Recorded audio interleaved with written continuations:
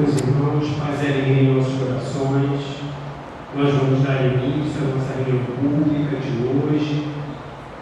Mas antes queremos pedir àqueles irmãos que estejam com o celular que, por favor, possam desligá-los ou colocá-los no modo silencioso, para que a nossa reunião ela possa transcorrer em clima de paz e harmonia, sem qualquer tipo de interrupção.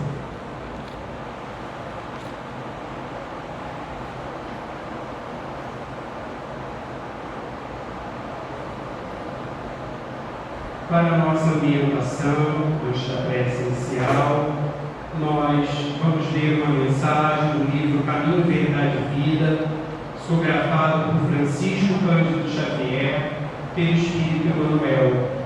Lição 18. Purificação íntima. Alimpai as mãos, pecadores, e vós, de duplo ânimo, purificai os corações. Evangelho de Tiago, capítulo 4, versículo 8.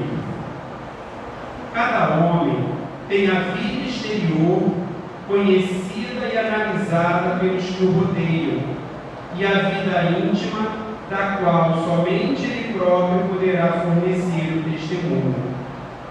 O mundo interior é a fonte de todos os princípios bons ou maus, e todas as expressões exteriores guardam aí os seus fundamentos. Em regra geral, todos somos portadores de graves deficiências íntimas, necessitadas de retificação. Mas o trabalho de purificar não é tão simples quanto parece. Será muito fácil ao homem confessar a aceitação de verdades religiosas, operar a adesão verbal a ideologias edificantes. Outra coisa, porém, é realizar a obra da elevação de si mesmo, valendo-se da autodisciplina, da compreensão fraternal e do espírito de sacrifício.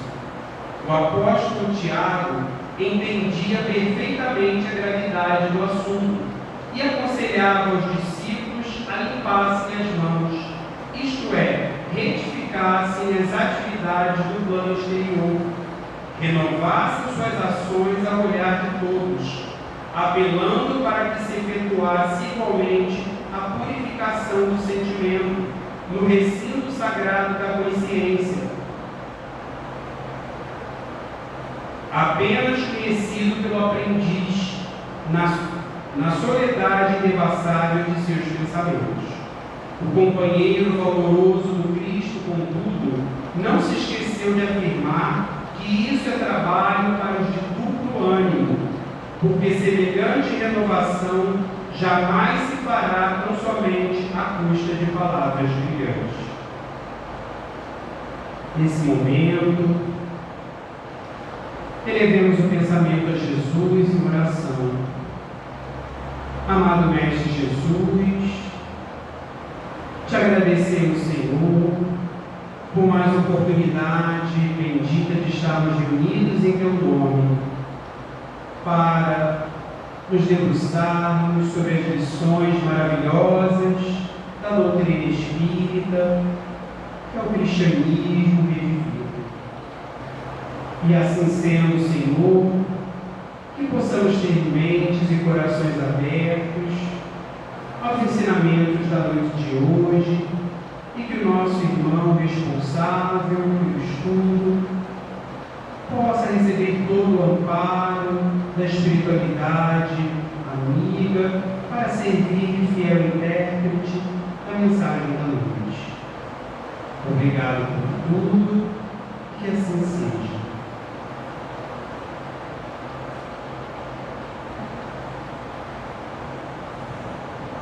Bem, meus irmãos, nós agora vamos passar alguns informes importantes, pedindo a atenção de todos. Foram reiniciadas as reuniões públicas do CEL, quintas-feiras às 9h30 e sextas-feiras às 20 horas, mas continuamos acompanhando a situação da pandemia e, se for o caso, poderemos recuar a qualquer momento que houver necessidade. Aliás, todos os cuidados que estamos tomando aqui no céu que podem e devem ser levados para o nosso dia a dia. Se a pessoa estiver febril a partir de 37,5, assim como se estiver com sintomas de resfriado ou gripe, não deverá vir ao céu, procurando se resguardar em casa e se cuidar. Vacinar-se é um ato de amor ao próximo e a si mesmo, amor recomendado por Jesus. Portanto, não deixemos de nos vacinar. Isso é algo muito importante. Lembrando que agora, felizmente, as crianças também estão tendo essa possibilidade a partir de 5 anos. Há álcool 70% na recepção, à disposição de todos, mas quem preferir pode trazer o seu próprio frasco de álcool. Pedimos aos irmãos que permaneçam de máscara o tempo todo e evitem ficar circulando pelas dependências do céu desnecessariamente. Apenas o dirigente da reunião e o expositor poderão retirar suas máscaras no momento em que estiverem falando, sempre de trás da mesa. É permitida a entrada de crianças, mas com uso de máscara a partir de 6 anos. Como não há evangelização infantil, elas ficarão sob inteira responsabilidade dos pais, devendo também evitar ficarem circulando pelas dependências da instituição. Os irmãos que trouxerem garrafas de água para magnetizar, fluidificar, deverão mantê-las consigo. Pedimos aos irmãos que tragam de casa suas garrafinhas de água para beber. O nosso bebedouro, situado lá no pátio dos fundos, estará disponível apenas para as pessoas poderem encher suas garrafinhas. Deve-se evitar a aglomeração de pessoas, grupos ou rodas de conversa, o máximo possível. Para os irmãos que necessitarem, nos dias de reuniões públicas temos o atendimento fraterno através do diálogo. Quintas-feiras a partir de 9 horas e sextas-feiras a partir de 18h45. Basta chegar cedo e solicitar esse atendimento fraterno na recepção. Agora, em fevereiro, temos o retorno dos grupos de estudo. Evangelização da infância para crianças de 3 a 12 anos, aos domingos de 9 às 10, por enquanto ainda de modo virtual, com reinício dia 6 de fevereiro. A coordenadora é nossa irmã Sônia. Evangelização da juventude, a mocidade, para jovens de 13 a 21 anos, aos domingos de 10 às 11h30, de modo presencial, com reinício dia 6 de fevereiro, domingo agora. O coordenador, Alexandre. O estudo sistematizado da doutrina espírita, o ESG, adultos a partir de 22 anos. Nós temos virtualmente às segundas e quartas, quintas-feiras, de 20 às 21 horas, com reinício dia 10 de fevereiro, as coordenadoras são as nossas irmãs Érica e Fátima, ou presencialmente aos sábados, de 16h30 às 18h, com reinício amanhã, dia 5 de fevereiro. Os coordenadores, nossos irmãos Fernando, Simone e Suni. Quem tiver interesse em participar de algum grupo de estudo ou quiser obter maiores informações, por favor, deixe seu contato lá na recepção, preferencialmente celular com WhatsApp, para que possamos retornar o contato. Dados os devidos avisos, informes, nós vamos passar para o momento principal da nossa reunião, que é a nossa palestra. Hoje, com muita alegria, nós estamos recebendo o nosso querido irmão Rafael Galdino, que é trabalhador do Grupo Espírita Missionários da Luz, Grêmio, que fica situado à Rua do Fomento, número 600, aqui em Santa Cruz. E nós estamos hoje iniciando o primeiro mês do projeto educativo doutrinário do CEL, que para esse ano de 2022, que é Reforma Íntima, Desafio de Urgência. Então, ao longo de 7 meses, ao longo do ano, nós vamos ter temas voltados para esse assunto. E hoje o tema será de abertura, justamente o tema do nosso projeto, do nosso PED, Reforma Íntima, Desafio de Urgência.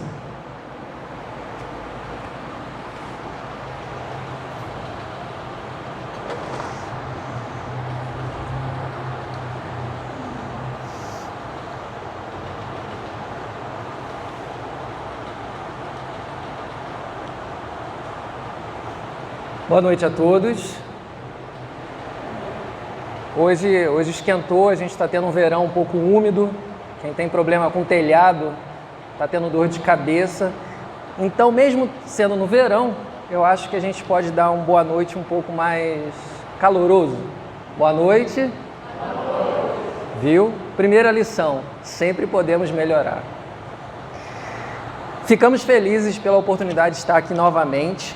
Nós conhecemos o trabalho do Luz e Caridade de toda a nossa longa data. Eu só posso falar dos meus 36 anos, mas certamente a casa já desenvolveu inúmeros trabalhos, inclusive já me acolheu em momentos decisivos de transição na minha vida, e eu tenho um carinho muito especial por esta casa e fico feliz pelo trabalho de amor que vem desenvolvendo ao longo de todos esses anos, né?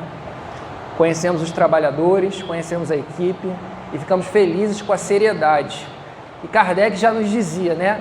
A seriedade de um trabalho está na continuidade que se dá. E mais de 6 décadas de trabalho é mais que continuidade. 41 é cavalo? Sonolento e mal desperto, o marido pergunta à esposa. O quê? 41 é cavalo? Não sei. Por que você me pergunta isso? Sonhei que um alazão aparecia para mim e dizia para eu jogar no 41. A mulher fica pensativa e diz, 41 é minha idade. Será que ando escoiciando muito, querido? Não, meu amor, você é um doce de pessoa. O dia passou. Seguiram para o destino. Posto de gasolina. 41 é cavalo? Perguntou a mulher ao frentista. Sim, com certeza. Você tem certeza mesmo disso? Sim. Não deixo de fazer minha fezinha sempre. 41 é cavalo. A mulher e o marido se entreolharam, tentando entender o significado daquelas chaves. Seguiram. Mercado. Entrando, o marido esbarra na banca de chinelo, caiu no chão um pé de chinelo. O número do chinelo era 41. Mulher e esposa se entreolharam e falaram, aí tem coisa. Seguiram, fizeram as compras, preço das compras, R$41. A mulher extasiada falou, é a nossa chance, é isso, o universo está falando conosco. Vamos lá no bilheteiro e vamos comprar o nosso bilhete. Chegaram no bilheteiro, olha, eu quero escolher o meu bilhete. Impossível, todos os bilhetes acabaram, só resta um. Qual é o final desse bilhete? Número 41. A mulher e o marido se olharam e falaram, é a nossa chance. Compraram o bilhete e levaram para casa. 18 horas, o anúncio do prêmio. E o número sorteado foi? Nem sinal do 41. Passou longe. Esposa e marido se entreolharam, tentando entender a dinâmica e os acontecimentos daquele dia. Ao longo de nossa vida, a grande dificuldade nossa é entender os sinais que a vida se apresenta para todos nós.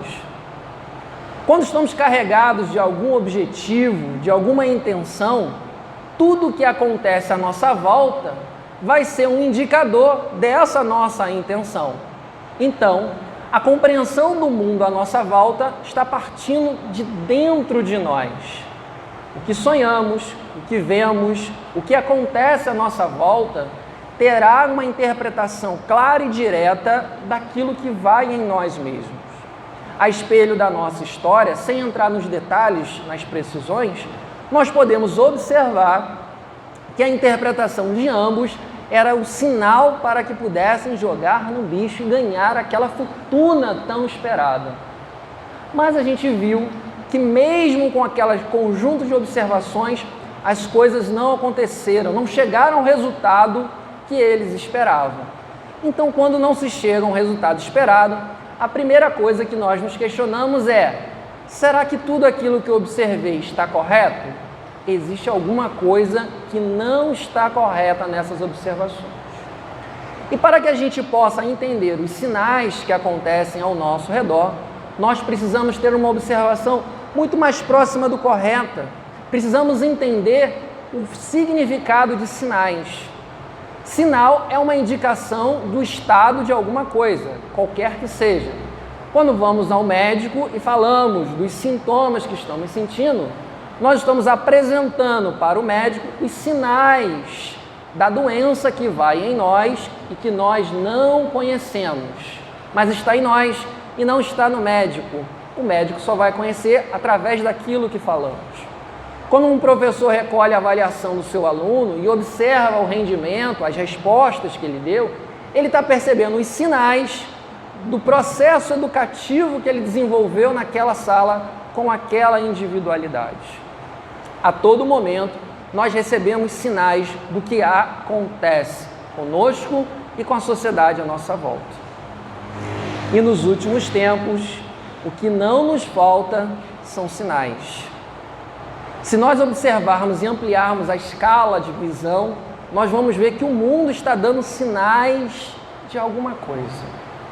Pandemia, biodiversidade sendo degradada a preços banais, crise humanitária, fome que não cessa nunca, violência à torta e direita por banalidades. Isso são sinais de que alguma coisa não anda bem, com certeza. Como interpretar esses sinais? Se vocês pararem para observar, existem muitas pessoas dizendo muitas coisas. Nada mais estão fazendo do que a interpretação. Para elas, talvez 41 seja cavalo. Para outras, 41 seja um numeral. Para elas, tem algum significado completamente diferente dos dois anteriores. Para nós, o que esses sinais significam? Às vezes precisamos de algum auxílio para poder fazer a interpretação dos sinais dos tempos em que vivemos. E a espiritualidade amiga não nos desampara nesse processo. Se nós observarmos a vasta literatura espírita, existe uma interpretação muito clara e objetiva, que certamente quem já tem algum tempo de doutrina espírita já ouviu falar, que os sinais dos tempos atuais é de transição planetária. Todos já devem ter mal ou bem ouvido essa expressão. Os sinais que estamos observando é de transição planetária. E muitas das vezes nós repetimos esse jargão sem entender propriamente o que significa essa transição planetária. A expressão transição significa mudar de um estado para o outro. Ora, se estamos falando da mudança do planeta de um estado para o outro, nós precisamos parar e fazer uma interpretação. O planeta possui uma alma inteligente?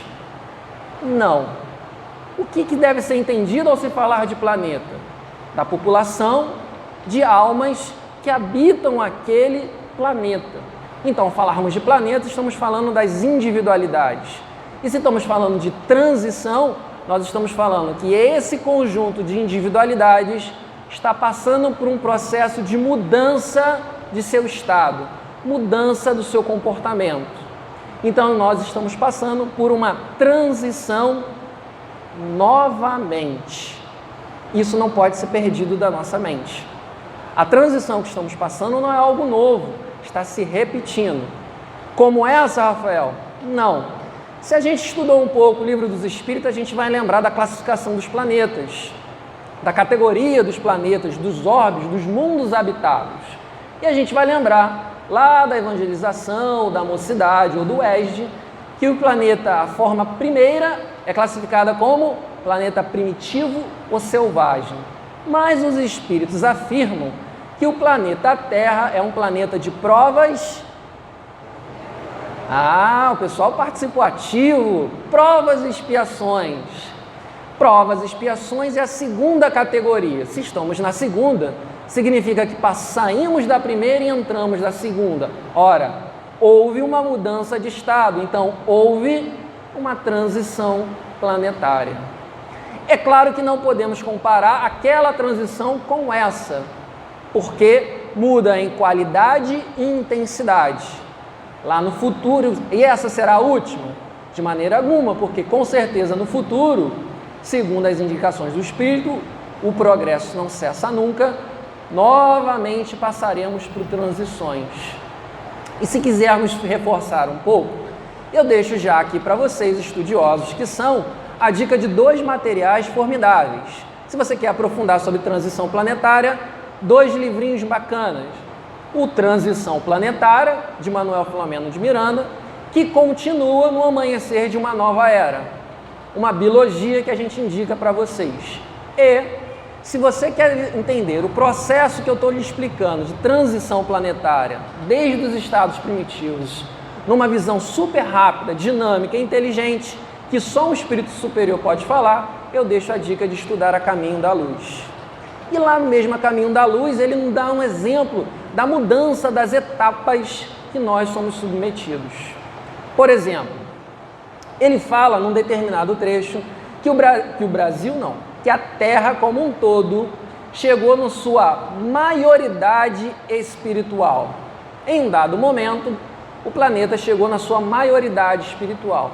Olha o que ele está dizendo ali, maioridade espiritual. O que é maioridade para a gente? É quando a individualidade, cidadão, chega ao nível em que ele é responsabilizado por todas as suas ações. Em um termo mais lúdico, nós podemos dizer que sai da tutela dos pais. A gente sabe que de forma prática não é assim, mas que de forma técnica o é. Ou seja, a partir daquela idade, a partir daquele momento, o ser tem plena capacidade de decidir os seus rumos e ser responsabilizados por isso. E quando a Terra chegou na sua maioridade, eis que estava pronta para receber Jesus. Naquele período de 2020 anos atrás, no mínimo, é o período que a Terra atingiu a sua maioridade espiritual. Então foi um momento decisivo, um momento em que compõe para a mudança do estado do planeta Terra.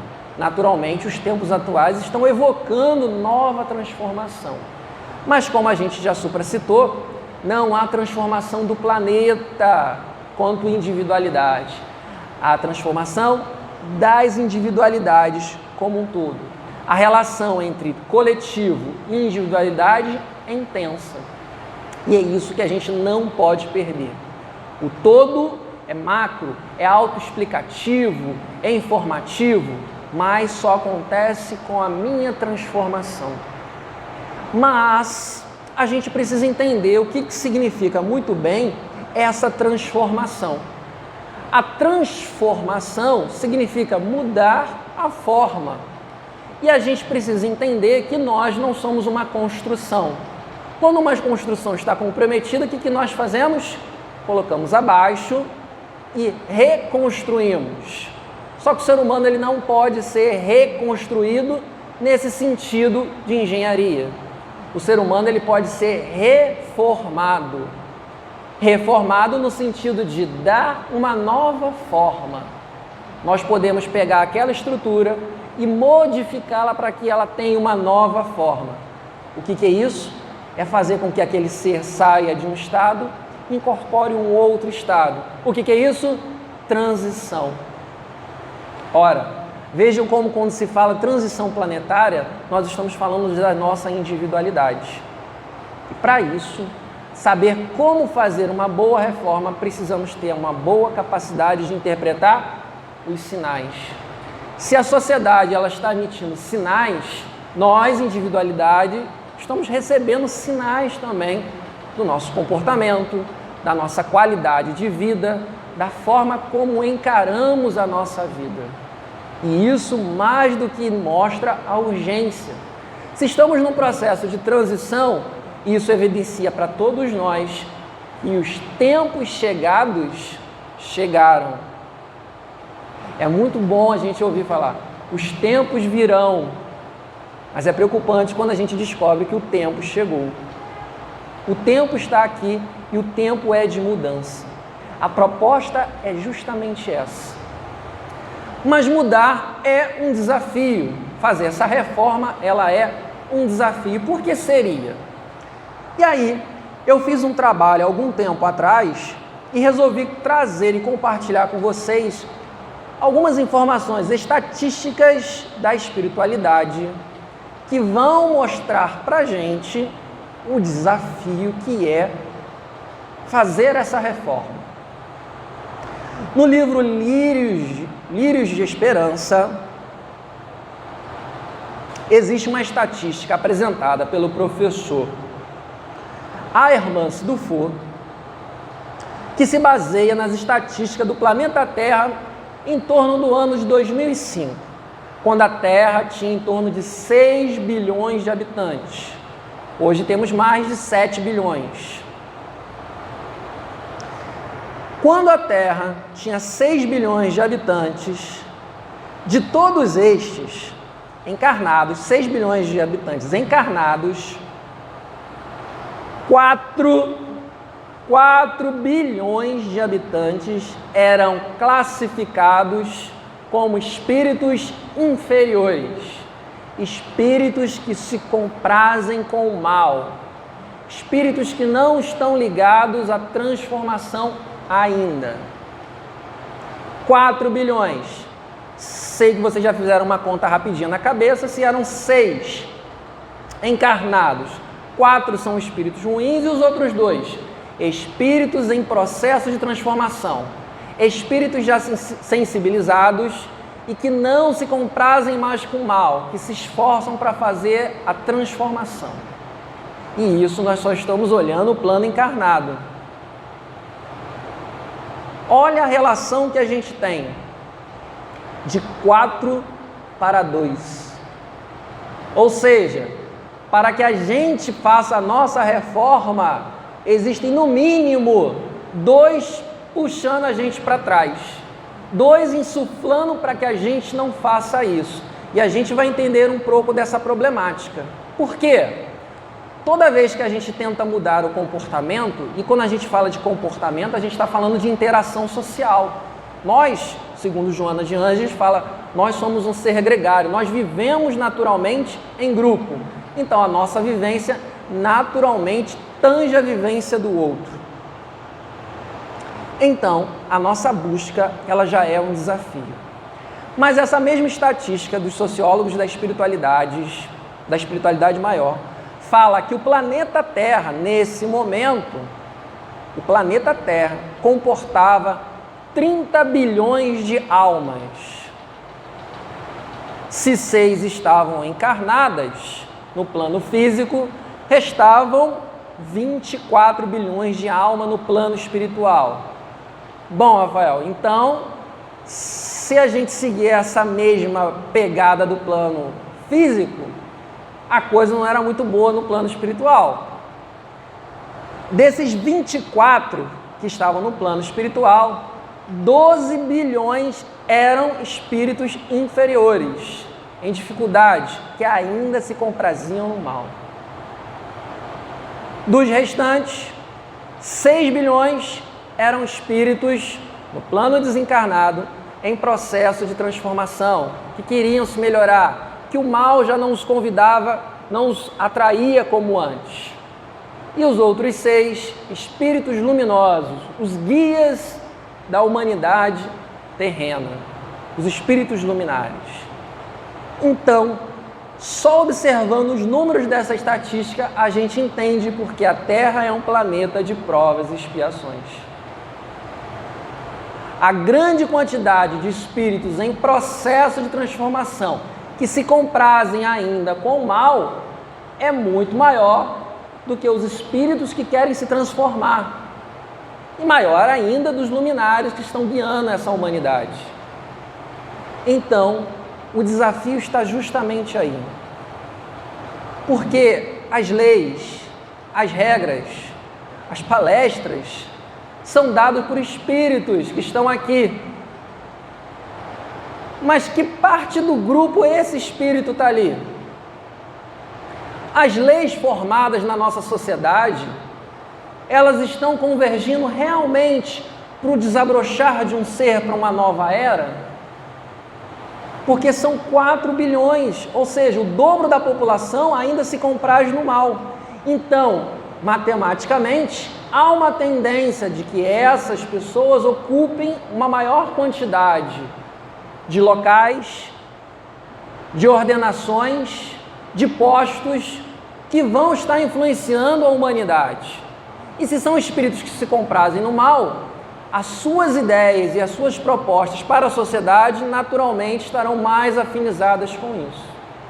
E assim nós veremos uma dificuldade no desenvolvimento de leis mais humanas, na criação de leis mais humanas, na execução dessas leis humanas.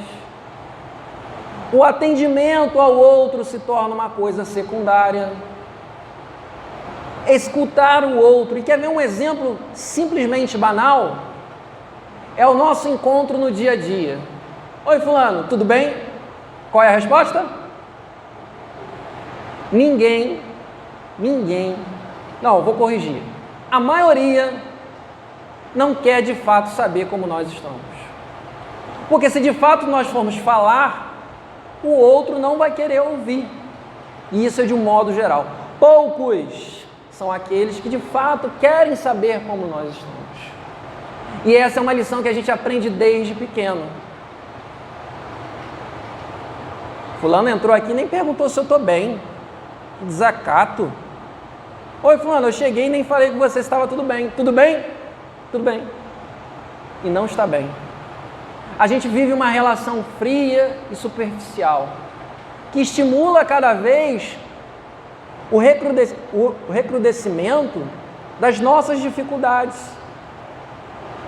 Nós criamos relações artificiais e estruturamos uma sociedade artificial em que não nos sentimos à vontade de buscar o bem. Hoje vivemos numa sociedade que às vezes até uma expressão ela pode ser generalizada de uma forma, de uma compreensão equivocada. E com as redes sociais hoje uma palavra ela ganha uma velocidade absurda. Antigamente falava-se rastilho de pólvora, né? Quem é um pouquinho mais antigo já ouviu. Nossa, isso aqui parece rastilho de pólvora. Falei aqui já chegou lá. Hoje a gente fala na velocidade de um clique. Porque justamente esse processo da falta de empatia, ela vem dificultando cada vez mais os nossos relacionamentos. E a gente já entendeu que nós somos um ser gregário, nós precisamos, é da nossa natureza, nos relacionarmos com o outro. E se essa relação ela está dificultosa, qual será a nossa saída? Muitos vão se refugiar em bandeiras extremistas, vão levantar vozes como gritos, que na verdade, se nós observarmos atentamente, são mais pedidos de ajuda do que defesas de ideias e bandeiras. Todo o processo de transformação requer audiência, auscultarmos nós mesmos. Porque lembra que na nossa conversa, como na nossa história, nós precisamos identificar os sinais. E se nós não identificarmos os sinais, nós não conseguiríamos fazer o tratamento adequado. E por incrível que pareça, o tratamento ele é individualizado. 6 bilhões de pessoas, 6 bilhões de almas, 6 bilhões de problemas. Nos tempos atuais, mais de 7 bilhões de almas. 30 bilhões de almas no planeta, 30 bilhões de casos diferentes, cada um com suas especificidades. Mas a gente não pode entender que essa reforma de nós mesmos, que é evocada por um momento em que o planeta, que toda a nossa sociedade, nossa coletividade está passando, que evoca da gente um compromisso sério, ela precisa ganhar significado e força. Mas o mais importante de tudo isso é entender como eu vou fazer essa reforma. Nós podemos entender de uma forma bem mais direta que essa reforma é mudança de comportamento. Reforma é mudança de comportamento. E agora a gente se debruçou muito sobre o que Joana de Ângeles fala em ser integral, que ela fala justamente sobre isso. O que é? Como eu consigo fazer uma mudança de comportamento? A primeira coisa é identificar o que é o comportamento, que nada mais é do que uma exteriorização do que vai lá dentro. Nosso comportamento, ele é uma exteriorização das nossas nuvens, das nossas forças, dos nossos brilhos internos. Mas, Rafael, existem pessoas que não revelam quem é. Isso já é uma revelação daquilo que lhe vai lá dentro. Esconder o que você percebe em si já é um processo de revelação. E a gente precisa entender qual é a nuance. Comportamento envolve tudo. A forma como dormimos, como nos vestimos, como falamos, os nossos objetivos, as nossas culturas, os nossos gostos, tudo envolve a manifestação do nosso íntimo. E isso a gente não pode fugir. Tudo é manifestação do nosso íntimo. Lembra que a gente gosta de falar? O gosto é pessoal, política não se discute, futebol não se discute, porque são assuntos que evocam justamente a personalidade, ou seja, a resposta e o pensamento individual. E isso a gente brinca também no comportamento religioso, no comportamento nosso. Todo o processo religioso evoca a mudança de comportamento. Algumas são taxativas e marcantes, estabelecendo um índice de regras. Não pode isso, se vista assim, se faça isso. Mas a doutrina espírita, ela larga na frente porque ela trabalha com a ideia da autonomia. Se vocês estiverem num templo religioso espírita que estabelece regras do que você pode ou não pode ler, do que você pode ou não pode vestir ou falar, não está correto. A doutrina espírita, ela trabalha com a autonomia do livre-arbítrio. A casa espírita, ela dá orientação, ela apresenta causa e consequência. Cabe-nos fazer a transformação, porque essa é a pedagogia de Deus, não é? Alguém aqui, Jesus, todo dia bate na porta e fala: Fulaninho, olha só, ontem você fez uma coisa feia, não pode fazer isso. Alguém tem isso? Alguém, Jesus aparece 24 horas? Olha, você está pensando uma coisa feia, não pensa nisso. Jesus veio, deixou uma mensagem. Pedro estava do lado dele. Cala-te, que não são os bons que falam contigo. Do lado. Imagina a gente. Estamos caminhando para próximo do Cristo. Então o processo é um processo de liberdade. E aqui a gente começa a identificar. Primeiro movimento que eu devo fazer para fazer a minha reforma, e aqui nós estamos falando de uma reforma que é íntima. Muitas das vezes as pessoas entendem que mudar o comportamento é mudar a aparência, é mudar o visual do que vestiu, mudar o cabelo, fazer a barba, fazer as unhas, comprar uma roupa nova, mudar o estilo. Pode até fazer, mas isso não é reforma íntima. Reforma íntima muda o que é constante e perene. Reforma íntima é mudar aquilo que vai com a gente após o sepulcro. Sempre pensem assim: o que eu vou levar após o sepulcro? É isso que eu preciso mudar. Isso é reforma íntima. E quando eu vou mudar, eu preciso, antes de mudar, saber o que eu preciso mudar. Muitas das vezes nós caímos num afã de querermos melhorar, mas a gente não sabe o que é. Então aqui já tem mais uma dica. Precisamos auscultar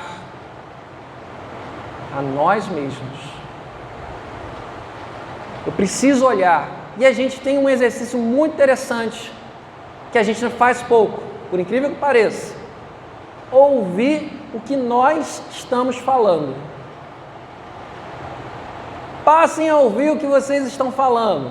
Passem a ouvir o que nós estamos falando.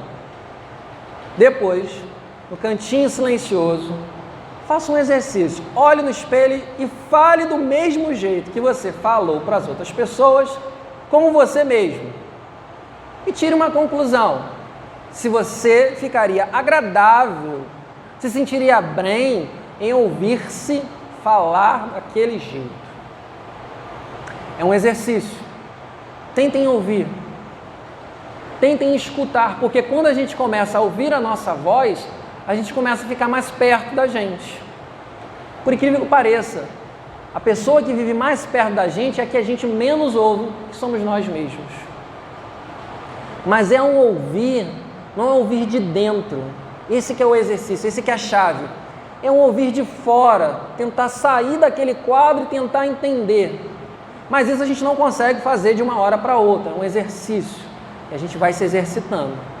E as nossas dicas de hoje, e o projeto que a casa está falando, vai nos dar 7 meses de intensivão sobre reforma íntima. E o nosso objetivo aqui é só colocar a seta.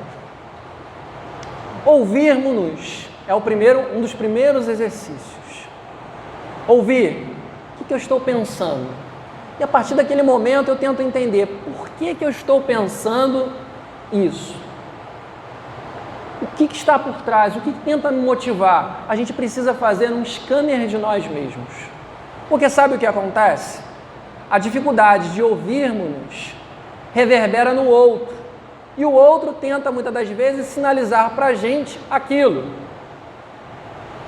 Fulano, você está falando com grosseria. Fulano, você não me ouve. Fulano, você acha que está um pouco agitado demais. Só que, naturalmente, o ser que busca a felicidade, mas que tem muita dificuldade, usa um mecanismo de autodefesa. Nós estamos sempre em guarda. Como que nós nos defendemos? Justificativa. A gente aprende na escola, né? O professor de português adora isso. Justifique sua resposta. A gente busca sempre justificar. E quando a gente justifica, a gente não está aberto a ouvir aquilo.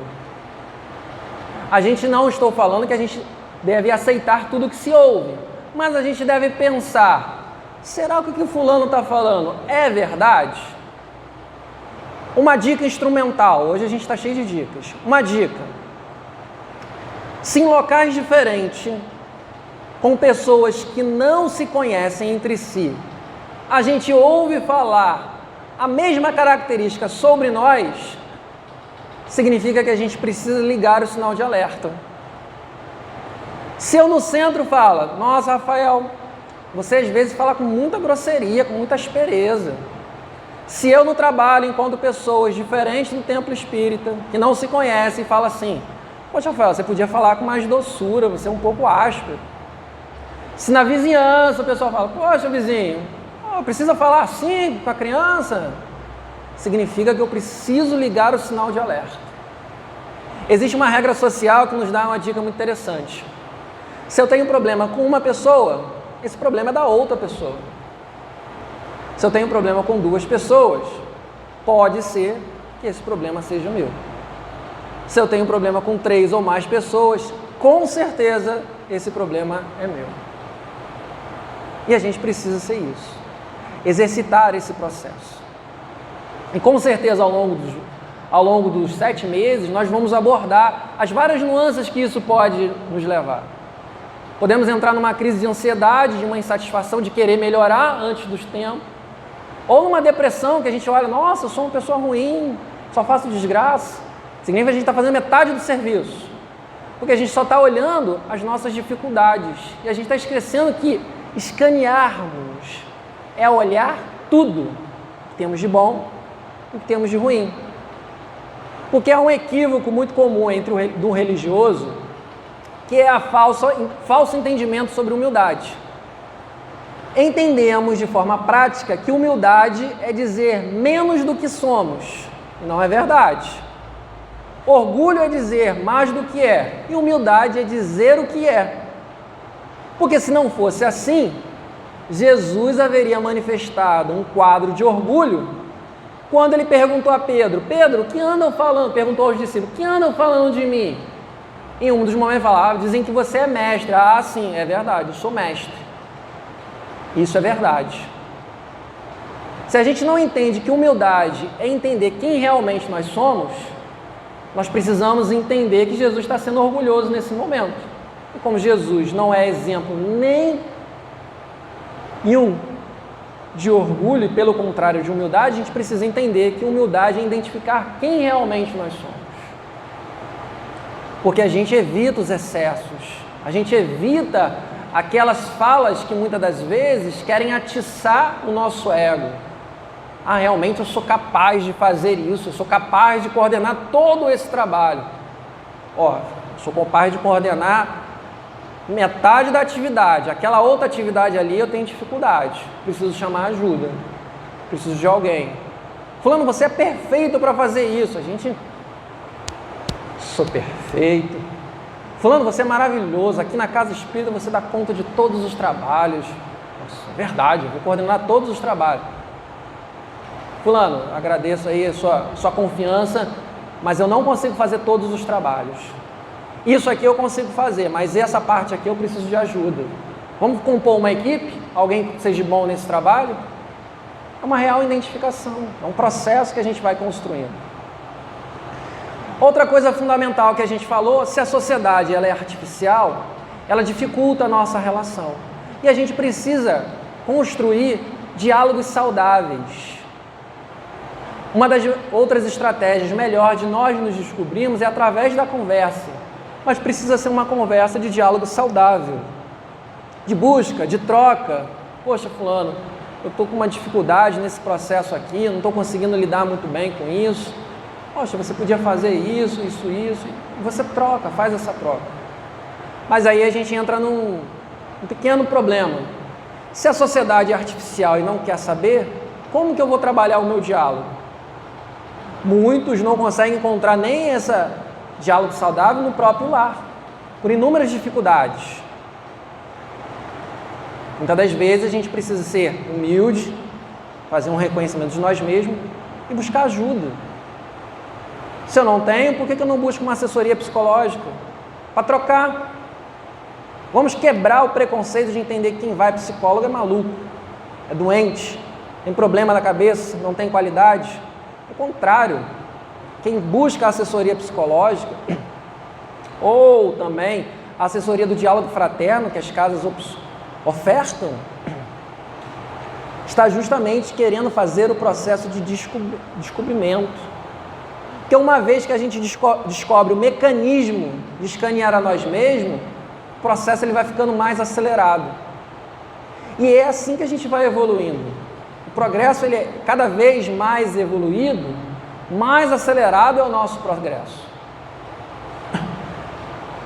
Se uma pessoa em 100 metros, do início, zero, ela liga o carro, acelera, percorre os 100 metros, ela vai percorrer num tempo muito maior do que alguém que já vem de uma longa distância, a 100 quilômetros, e percorre aqueles 100 metros.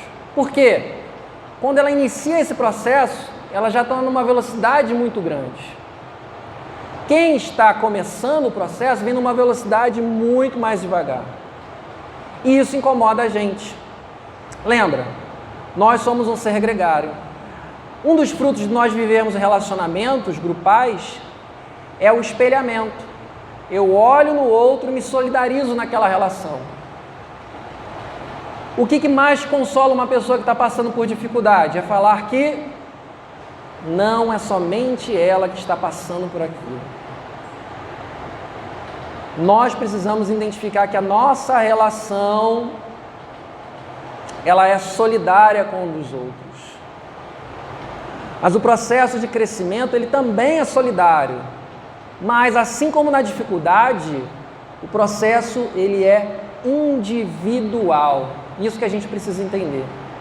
Existem outros sofrendo como eu, mas só eu tenho as ferramentas e a capacidade de fazer a minha transformação, assim como o outro tem a dele. Isso é evidente academicamente. Todo mundo que cursou psicologia sabe, vocês podem conversar, e quem é psicólogo sabe disso, que o psicólogo não cura. E o psicólogo não diz para a pessoa o que ela tem.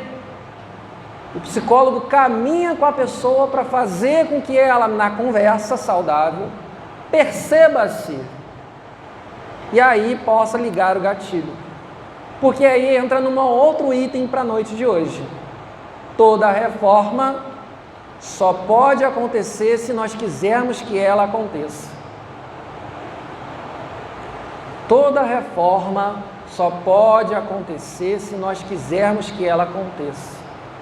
Ah, Rafael, mas eu quero sim que aconteça. Querer envolve esforço, prática, abnegação, dedicação. E aí a gente evoca novamente uma fala de Jesus que fala: não se pode servir a dois. Muitos de nós queremos evoluir espiritualmente, mas queremos pular o carnaval. Nós queremos evoluir espiritualmente, mas falar um pouco mal daquele vizinho chato com a outra vizinha, nossa. Queremos evoluir espiritualmente, mas que dá vontade de dar uns cascudos naqueles alunos trevosos da sala de aula, dá vontade. Tá rindo, Alexandre? A gente quer evoluir espiritualmente, mas a gente não quer deixar a bagagem. Fulano, larga a bagagem, porque você vai afundar no atoleiro. Não, mas são só umas coisinhas. E a gente está afundando e a gente quer levar aquilo. É essa a melhor figura que existe. Nós estamos afundando na lama, mas a gente não quer largar aquilo que está fazendo a gente afundar. O processo de conversa, de reforma íntima, é eu olhar para mim e perceber: caramba, eu estou afundando porque eu estou segurando esse peso que eu posso soltar. Essa é a grande chave. Eu posso soltar aquela dificuldade que está me amarrando. Eu posso fazer a transformação a qualquer momento. E não sou eu que estou dizendo isso. Foi o cara que disse isso. Vós sois deuses, vós podereis fazer tudo o que eu faço e... Então ele falou, olha só, aqui não é um limite. Tudo isso que eu passei, vocês podem. E muitas das vezes a gente cai num equívoco. A gente cai na literalidade. Eu preciso que alguém me traia em condição de morte. Precisa ser isso para eu ir para o madeiro. Às vezes é uma conversa que você tem aqui com a pessoa e a pessoa fala aquilo lá para outra pessoa e você se sente traído. Você fala, poxa, o que Jesus fez? Ah, Judas, vem cá que eu vou te dar uns cascudos. Falou isso?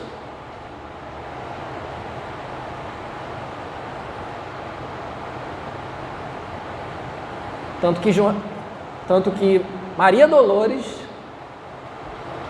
uma belíssima poesia, diz que Jesus vai lá ajudar ele. A gente pode fazer isso.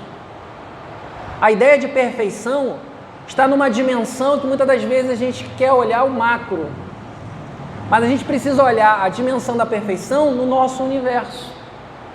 Perfeição é feito por completo. O que eu posso fazer por completo nesta encarnação? O que eu posso fazer por completo nesta encarnação? Isso é atingir a perfeição. Porque existe uma mágica maravilhosa do processo de busca da perfeição. Toda vez que a gente melhora, nós descobrimos que podemos melhorar ainda mais. Essa é a coisa maravilhosa. E o detalhe, lembra da figura de linguagem que eu utilizei para vocês do carro? Quanto mais evoluímos, mais conseguimos superar uma dificuldade mais rápido. Isso pode ser exemplificado se nós fizermos um olhar para trás. O quanto a gente tinha dificuldade em lidar com certas coisas, que a gente conseguiu superar aquilo e hoje a gente lidar com uma serenidade. E às vezes a gente até olha e fala assim, nossa, como eu tinha dificuldade com isso. E olha só hoje, eu consigo passar por essa adversidade um pouco melhor. Progresso, transformação. É a dica do início. Sempre podemos melhorar. E se sempre a gente pode melhorar, a gente precisa ter a noção clara de que a gente nunca está completo. E aí fica mais uma dica fundamental para a gente. Toda vez que eu acho que eu estou pleno, resolvido com minhas situações, abre o olho, porque é ali que o problema está se evidenciando cada vez mais. O cristão verdadeiro não é depressivo e nem sadomasoquista. Eu sou ruim, eu sou péssimo, mereço sofrer. Não. O cristão verdadeiro é humilde. Ó, cheguei até aqui, posso caminhar mais. Ele me deu a dica. Eu sou Deus, posso fazer mais do que Ele fez. Opa, então eu tenho uma longa caminhada. Mas já caminhei até aqui. E nesse processo a gente vai se construindo uns com os outros. O processo de reforma íntima, ele é individual, mas é solidário, porque nós estendemos a mão aos outros. Mas ele precisa ter a vontade para que haja. Por mais que seja nosso filho, que saiu do nosso ventre, principalmente no caso das mulheres, nós não conseguimos mudar o universo emocional dele. Ninguém. Jesus pode aparecer aqui na minha frente, que se eu não tiver a vontade de mudar, eu não mudo. Porque era isso que aconteceu com Paulo. Jesus apareceu e Paulo mudou. Não. Paulo buscava incessantemente a verdade e defendia com aquela força que ele defendia, que levou Estevão ao madeiro, porque ele acreditava que aquilo é verdade. Percebam, quando Jesus aparece para Saulo, então Saulo, na estrada de Damasco, ele não fala, você é Jesus? Mas me apresenta aí teu RG para eu ver se é. Em nenhum momento, observem a fala. Saulo, Saulo, por que me persegues? Saulo fala, mestre, que queres que eu faça? Que Jesus nos abençoe.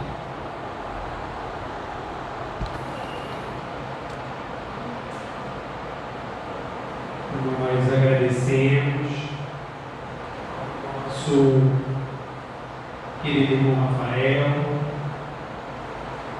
por ter se disponibilizado a estar aqui conosco, trazendo essa mensagem tão importante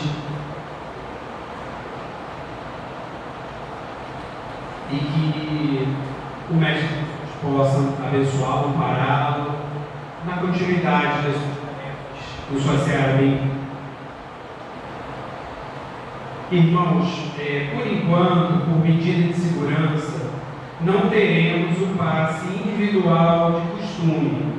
Em vez disso, faremos o passe coletivo aqui no próprio salão, juntamente com a prece final. Portanto, pedimos aos irmãos que permaneçam sentados em seus lugares.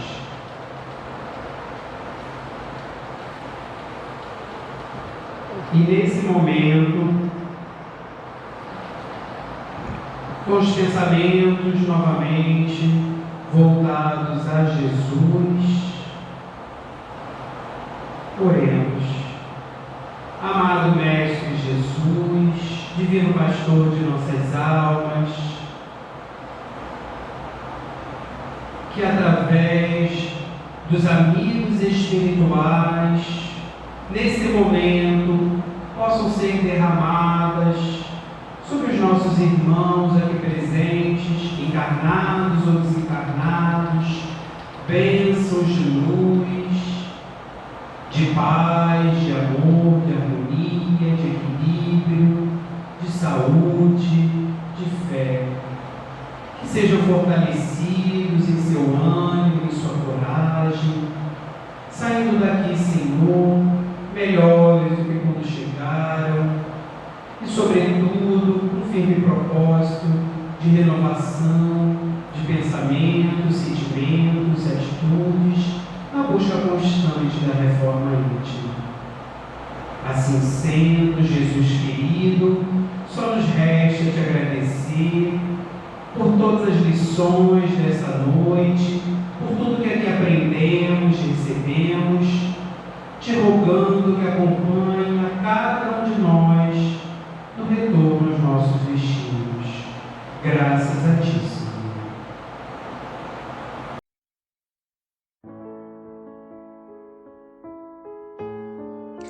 As nossas reuniões públicas de quinta-feira, às 9h30 e sexta-feira, às 20 horas, retornarão presencialmente a partir de 6 e 7 de janeiro de 2022, seguindo os protocolos sanitários e conforme a capacidade de espaço, mantendo-se o devido distanciamento. Será obrigatório o uso de máscara para todas as pessoas a partir de 6 anos. Não haverá evangelização infantil, devendo as crianças ficarem sentadas junto com seus responsáveis. Não deverão comparecer pessoas com febre ou quaisquer sintomas de resfriado ou gripe. Sugerimos que as pessoas levem suas garrafinhas de água. Centro Espírita Luz e Caridade de Santa Cruz, Rua General Olímpio, 607, Santa Cruz, Rio de Janeiro, RJ. Telefone: DDD 21 3395 0509.